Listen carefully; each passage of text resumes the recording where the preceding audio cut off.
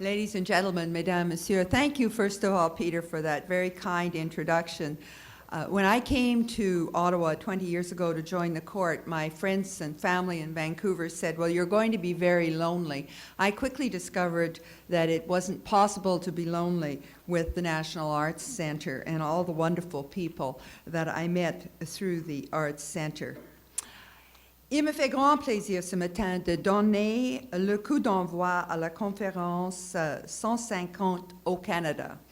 It's a wonderful pleasure to be here to do the kickoff for this great meeting, which I am sure is going to produce wonderful ideas and plans that will come to fruition in the next 7 years that will make Canada 150 O Canada Conference unforgettable.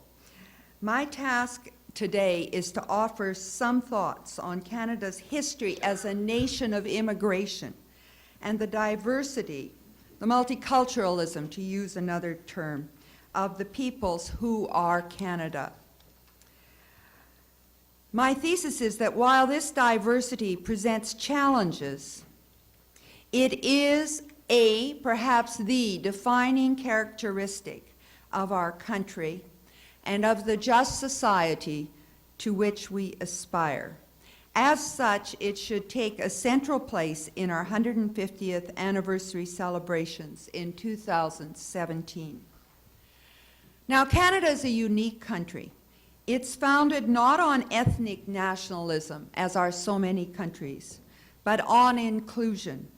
John Ralston Saul, in his most recent book, A Fair Country, eloquently described Canada's cultural history as emerging from 3 strands: Aboriginal, French, and English, overlain in successive decades by wave after wave of immigration from every part of the world. Most Canadians, count immigrants among their ancestors. We are, to use Saul's phrase, a métis nation.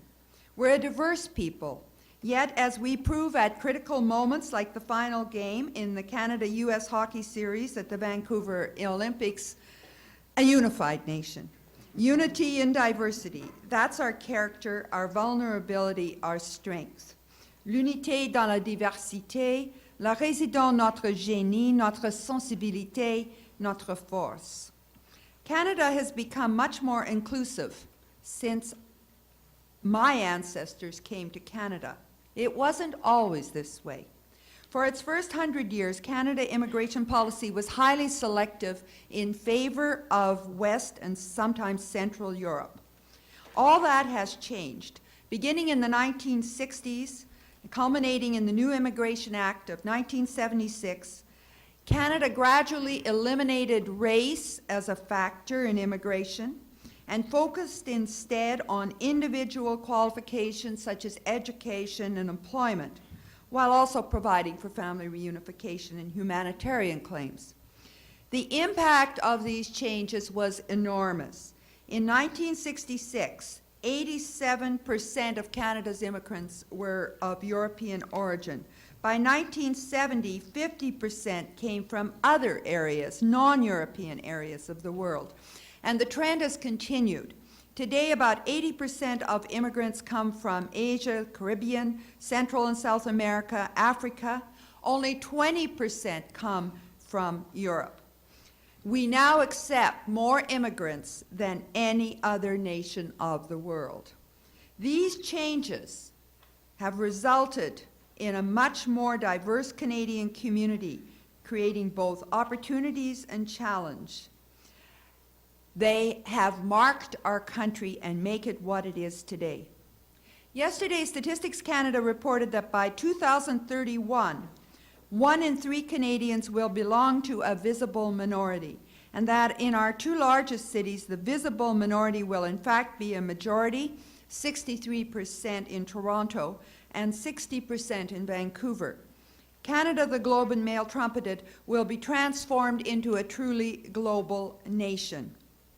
There are many things we should be celebrating in 2017. Foremost among them is just this, Canada's character as a truly global nation. Canadian citizenship is a wonderful gift, both for those who've been here for generations and newcomers, but it comes with responsibilities. I just want to briefly mention two. Our first is our responsibility to support our laws and institutions of governance, to get to know our country's history and culture, and to adopt it as our own, integral to our every action. That applies to those families who've been here for generations as much as to newcomers. We must realize, each and every one of us, that Canada is not merely a place to live. It's a place where we can participate fully in society. And that to do that, we have to understand and become part of our history and culture. The second responsibility diversity imposes on us is to accommodate difference and foster an open community. This isn't always easy, but it's vitally important. And by world standards, we do it very well. Our freedom of speech means we must respect the freedom of speech of others. Our freedom of religion means we must respect the freedom of religion of others, and so on. If we want to live together in peace and harmony as a truly global nation, we have to find ways to accommodate each other. We have, and we are continuing to do so, and that is something to celebrate. When we live this way, this path of respect, accommodation, what do we get?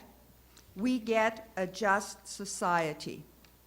In his recent book, The Idea of Justice, Nobel Prize-winning philosopher Amartya Sen argues that a just society must possess not only laws and institutions, but produce actual justice in the lives of citizens.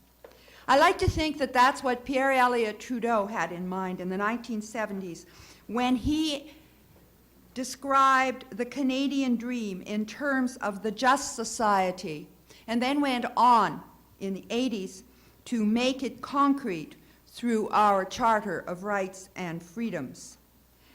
The dream, the image of the just society, I believe still resonates, and the Charter still sways. This then is my suggestion for 2017, the celebration of diversity, but not merely diversity, the celebration of diversity as a means to achieve and as an expression of the just society. We, all of us, in all our diversity, must face the challenge of imagining new ways to improve our country and make our communities more just, and having imagined them, roll up our sleeves and make them a reality.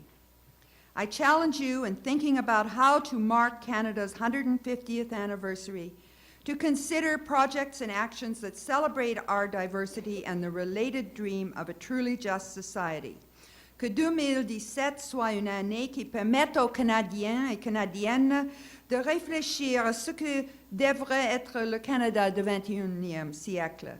A year to reflect on a Canada which is a model of the modern nation, a truly global nation that uses the talents and richness of all its citizens to forge a unified and just society, both at home and as a citizen of the world community. Thank you, and I want you to know that I've finished with 1 minute and 18 seconds to go.